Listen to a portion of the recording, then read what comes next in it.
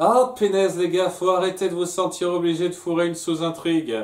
Je vous jure, ça devient un petit peu lourd, surtout quand on sent que c'est forcé et que ça gâche les personnages à un certain degré. Hein.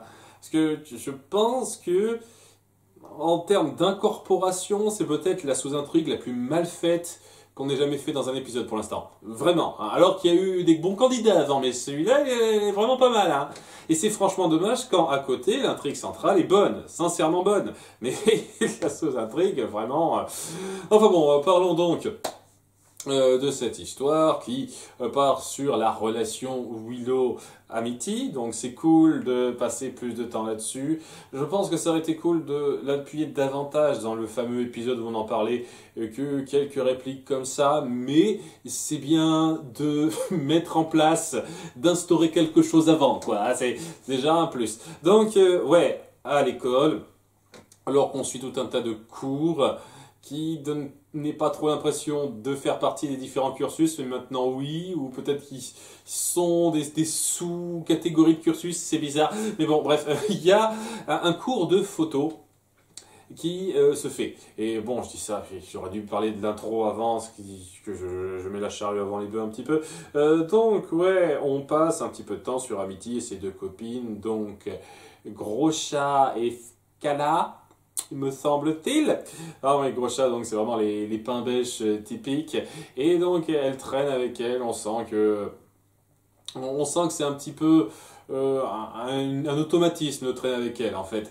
Et ouais, Scala fête son 15e anniversaire, il y a un gag très con autour de ça, avec deux enfants qui se battent pour avoir une carte d'invitation un peu magique, et il y a des gens qui disent hey, combat d'enfants, combat d'enfants parce qu'on est dans les Simpsons, l'espace de 10 secondes. Pas plus, série très sérieuse, ça. C'est une intro un peu naze, mais c'est surtout pour appuyer que la considération de Scala et Gros Chat envers Willow est assez dédaigneuse. Voilà, c'est une grosse loser, en dépit du fait qu'elle a éclaté un peu pas mal de trucs avec ses sorts de plantes dernièrement, mais apparemment on s'en fout. Ouais, quoi, c'est la loseuse avec laquelle il faut pas trop traîner parce qu'on est mal vu comme ça.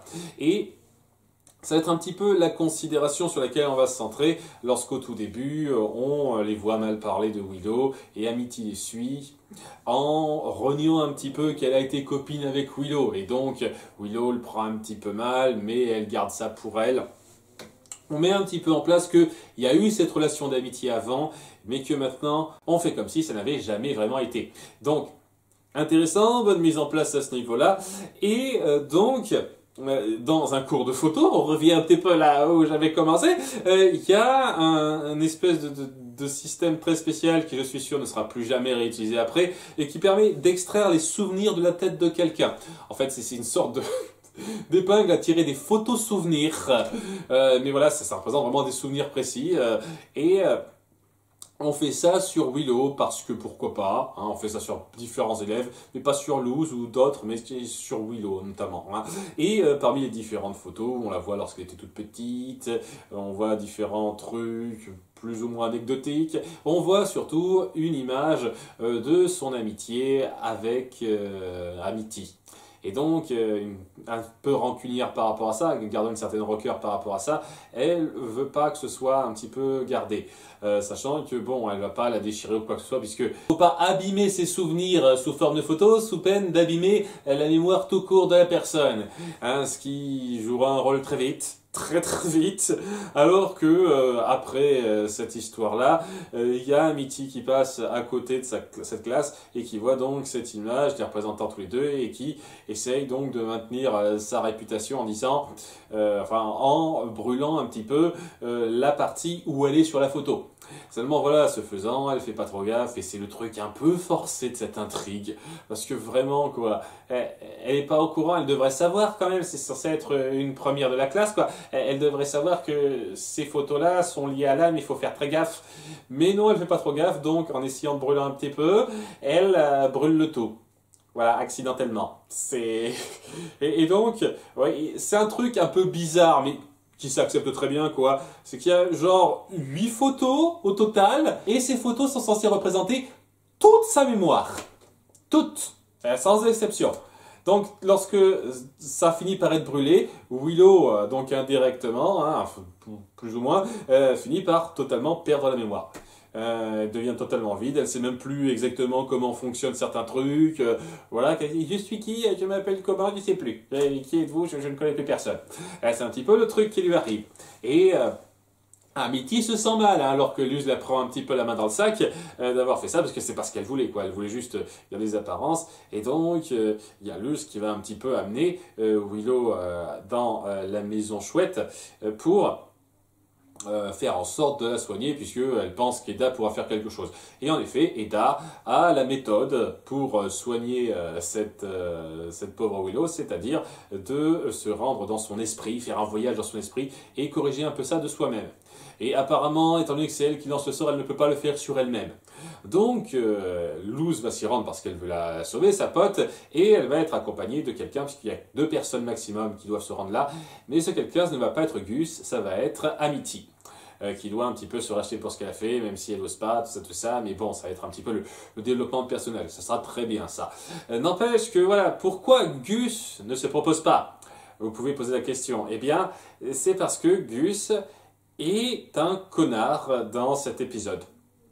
Alors, je vous cache pas que c'est pas la première fois que j'ai quelques petits soucis avec le comportement de Gus, cette façon beaucoup trop légère d'appréhender la problématique en cours, et qui part juste sur son petit délire perso à la Badgit du pauvre, en fait. C'est une sorte de Badgit du pauvre, hein, c'est pour ceux qui connaissent Phineas et Ferb. Et c'est exactement ce qu'on a ici.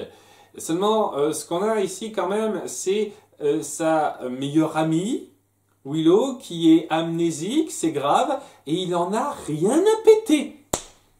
Mais alors, rien à péter. Ce qui est important pour lui, c'est ce devoir qu'on lui a donné, je sais pas qui, je sais pas pourquoi, de faire l'interview d'une grande personnalité émérite en tellement de points. Et donc, durant toute cette affaire, il sera juste concentré sur le fait de donner cette interview. Et alors qu'il y aura Luz et Amity qui seront dans l'esprit de Willow pour la sauver, il n'en aura rien à foutre de son bien-être, de ce qui lui arrive, et il se dira juste qui je dois interviewer. À un moment donné, il se dira peut-être moi, c'est peut-être moi le meilleur que... Déjà super, très beau nombrilisme mon gars, mais surtout il y a Eda qui finit par se proposer hey, tu veux quelqu'un d'émérite, il y a moi, et King dit mais moi aussi. Non King, non, c'est même pas la peine quoi. Surtout si on veut rester dans le monde de la magie, Eda c'est logique. Mais on va partir sur cette compétition à la con, où ils feront des numéros complètement aléatoires entre 2 scènes, pendant toute l'aventure de Luz et Eda. Et Auguste et ces deux-là, on n'aura rien à foutre. Ça sera même l'excuse bien naze pour ce que lorsqu'elles seront en danger, Luz et Eda, elles ne pourront pas sortir tout de suite en l'appelant, puisque Eda ne fera pas attention à elle. C'est naze, je le dis clairement, c'est naze. Vous auriez pu virer toute cette merde-là, faire en sorte que Gus soit pas disponible ou un truc comme ça, faire en sorte qu'Eda puisse pas les ramener tout de suite sans avoir tout réparé. Dire, il y a un risque, si vous n'avez pas réparé tout son esprit, toute sa mémoire, vous ne pourrez pas revenir. Un truc comme ça, par exemple. Et vous auriez pu mettre en place quelque chose où ce serait le même déroulé, sans passer par cette excuse de merde qui justifie pourquoi Eda ne les aide pas tout de suite, et qui fait de Gus un connard. Je suis désolé, mais c'est un connard tout de suite. Tu ne réagis pas comme ça quand ton ami a de l'amnésie à ce point. Tu essayes d'aider. Tu te dis, ouais, mon devoir une autre fois. C'est ça qui était plutôt joli dans l'épisode où on finissait par accepter Luz dans X-Side, c'est que tu passais outre ton besoin de te mettre en valeur. Et dans ce cas précis, tu devrais faire pareil, passer outre ton besoin de te mettre en valeur. Pas être une grosse blague. C'est pour terminer rapidement cette sous-intrigue à la con, quoi. À la fin, il se dit, hey, je pense que le plus intéressant, ce serait en fait Outil. Parce que ouais, c'est la maison où il y a tout le monde, donc il est plus important à un certain degré. Et il regrette vite ça, parce que Outil, c'est un gros égocentrique qui n'a pas tellement de sujets de conversation à part lui-même et des conneries, quoi. C'est un peu le truc. Je pense aussi que sur le long terme, sur le court terme, il peut être, il est drôle pour moi. Sur le long terme, je pense qu'il va vite s'épuiser en fait. À moins que vous fassiez des trucs un peu gros ou que vous le fassiez un tout petit peu évoluer, mais j'ai un peu peur pour ça, pour Oti. Enfin bref, voilà. Cette partie-là, vraiment pas fameuse. Vraiment pas fameuse. Ça plombe un peu l'épisode, alors que le reste est très bon. Sincèrement, hein, j'ai pas des masses de mauvaises choses à dire sur ce qui se passe dans l'esprit de Willow. C'est très bien fichu, très bien rendu. Il y a nos deux héroïnes qui se rendent dans cette espèce de représentation mentale de son esprit avec des arbres et des différents portraits. Alors c'est cool puisque les arbres correspondent un petit peu à ses capacités inhérentes. Voilà, c'est une sorcière des plantes.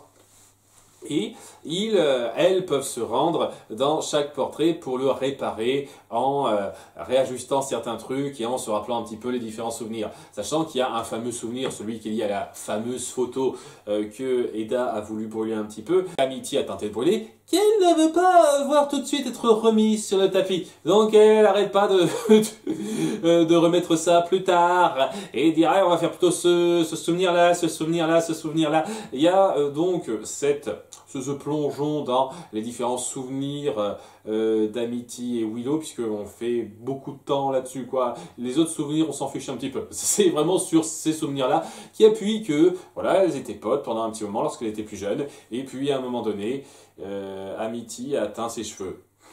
Voilà, elle a les cheveux verts, maintenant elle a les cheveux blancs, et je sais pas, c'est le truc. C'est plus classe d'avoir les cheveux blancs que les cheveux verts dans cet univers.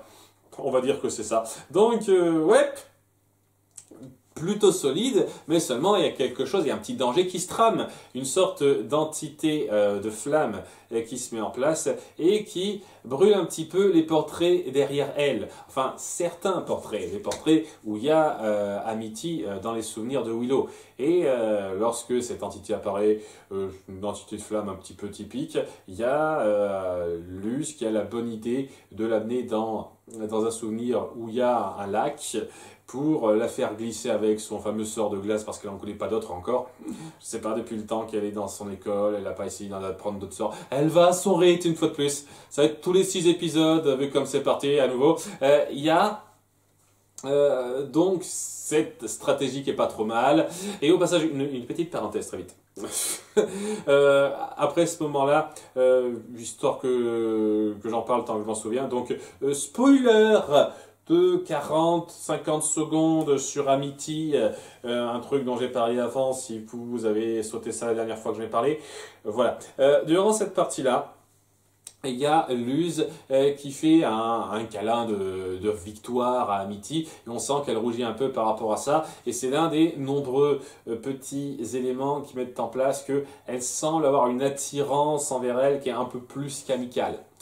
Et en soi, je trouve ça bien, plutôt fin dans l'idée, puisqu'on n'en fait pas des caisses là-dessus, mais ce sont des petites miettes qu'on met en place pour amener à ce qui est vraiment ce que ressent un petit peu Amity, ce qui est plutôt cool. Il y a eu 2-3 autres réactions de sa part comme ça avant, donc il fait bien ça, et c'est ça qui rend frustrant le fait qu'on m'a spoilé le truc. Ce qui est vraiment énervant, parce que je pense que voir ça par moi-même, comprendre un petit peu, saisir la chose, ça aurait été ça aurait eu un peu plus d'impact. Néanmoins, oui, je tiens à dire ça parce que ça montre qu'ils y pensent assez tôt et que lorsque ça viendra, ça sortira clairement pas de nulle part. C'est pas un truc comme, je sais pas, qui t'a craché sur d'anciennes séries que j'ai déjà traitées en réac, She-Ra, où en toute sincérité, durant les 3 premières saisons, j'ai pas une seule seconde l'impression qu'on veut instaurer une attirance romantique de la part de l'une comme de l'autre, voyez. Là, on fait un petit peu de trucs, on met des petits trucs en place, ce qui fait que lorsqu'il y aura concrétisation de la chose, si ça continue comme ça, ce sera très satisfaisant. Et c'est vraiment tout ce que j'espère. Donc voilà, cette parenthèse étant faite, on passe à la suite. Donc cette créature de feu qui les a attaqués une fois tombés dans l'eau du lac, finit par se révéler être en fait la Willow intérieure énervée, le feu intérieur de Willow qui est très frustré de comment la relation avec Amity s'est terminée. Et c'est là qu'on en vient enfin à ce fameux souvenir un peu interdit qu'Amity ne voulait pas voir, qu'elle force un petit peu Amity et Luz à voir cette Willow intérieure, c'est le moment où Amity a fini par dire à Luz qu'elle voulait plus la voir parce qu'elle était pas assez bien pour être son amie. Un moment assez triste, assez fort, et qui appuie pourquoi c'est légitime que Willow lui en veuille. Néanmoins, on va aller plus en détail là-dessus, puisque Amity est là, apparemment, ça peut se plonger dans les souvenirs de Amity, en plus de ceux de Luz. Oh, ok, c'est une règle magique acceptable, quoi. Et Amity raconte qu'au bout du compte, elle a accepté, elle a dû faire ça parce que ses parents voulait qu'elle traîne avec des enfants plus de la haute société, qui sont à leur niveau social à eux. C'est pour ça qu'ils l'ont forcée à traîner avec Scala et Gros-Chat. J'en ai rien à foutre. Voilà, j'ai dit mal leur nom, j'en ai rien à branler. Voilà, si ça vous fait pas plaisir, dites-le en commentaire, je m'en bats les couilles. Et donc, elles l'ont forcée à quitter... à dire au revoir, à faire en sorte qu'elle ne soit plus amie avec Willow. Et sinon, elle forcerait Willow ne pas aller à Exide. Elle fera en sorte qu'elle ne puisse pas suivre les cours qu'elle rêve de suivre. Donc c'est un ultimatum assez garce de leur part. Et donc ça montre le côté tragique de cette amitié qui n'a pas pu se faire à cause de leurs milieux sociaux. Ce qui est pas mal, vraiment un développement un peu inattendu qui était très cool pour appuyer comment elle était un petit peu faible, elle était forcée de suivre la chose alors qu'elle était toute jeune. Et c'est assez triste et assez joli lorsque il y a cette compréhension qui s'instaure et que ça se réconcilie, que les souvenirs se reforment, que Willow finit par reprendre ses esprits, reprendre sa mémoire et fait un petit câlin à Luz. Commence à renouer un petit peu avec Amity, mais de façon un peu timide, parce que voilà, elle finit par comprendre un petit peu plus ce qui s'est passé, mais elle n'est pas prête tout de suite à devenir à nouveau super pote avec elle. C'est cool de prendre un peu le temps pour ça. J'aime bien le fait qu'on prenne le temps dans ces relations-là. Ce passage, toute cette intrigue était très bonne. Voilà, ça appuyait très bien la relation entre Willow et Amity, le passé entre eux. La mise en scène de ces souvenirs était un peu sobre mais efficace. Et ouais, il y a eu pas mal de moments plutôt forts avec la révélation de fin qui a bien impacté. Bon épisode. Vraiment dommage qu'il soit gâché par une sous-intrigue de merde. Bon, il n'y a qu'à espérer que par la suite, ça se calme là-dessus, qu'on fasse des sous-intrigues qui s'incorporent mieux. Parce que je vous cache pas que les sous-intrigues, je commence à en avoir marre. Hein. Elles sont rarement réussies. Hein.